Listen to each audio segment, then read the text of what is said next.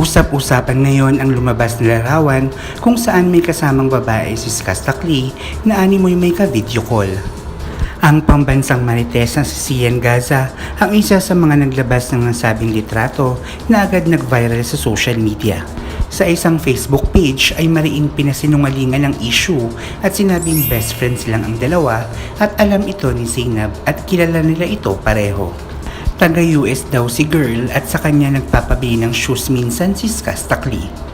Makikita rin sa iba pang larawan na magkasama sina Skastakli at si mystery girl na kinilalang Yvette at naging background pa nga ang sasakyan umano ni Zainab. Last 2021 pakuha ang nasabing larawan.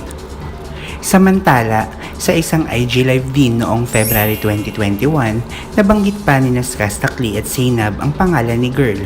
Panoorin. Si Bad sa kanya yun. What's up, Yvette?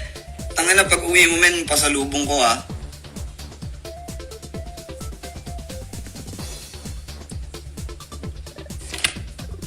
Ano ulam nyo, Kuya Daryl? Nagugutom na nga ako. Ano pa ulam natin, man?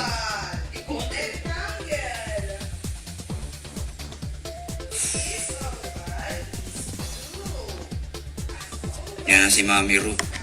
Tinuturuan na si Isha.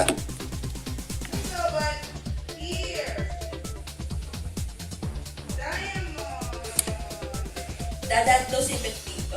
Bakit? Nasa Pinas na ba siya? Hindi, papuwi niya. Sa tinatiyong mga kete.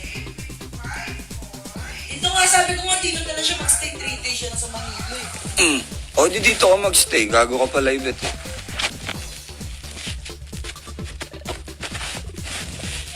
Pasalubong ko ha, Yvette ha.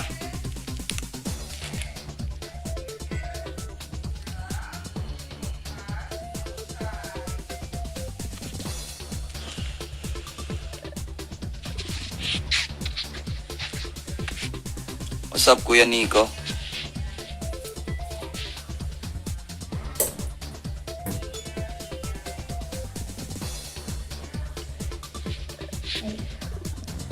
Gusto mo daw isaw?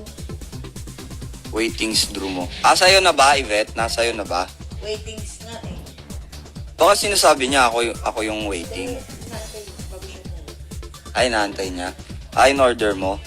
Bakit wala bang mga shop dyan sa LA? Nasa LA ka, di ba?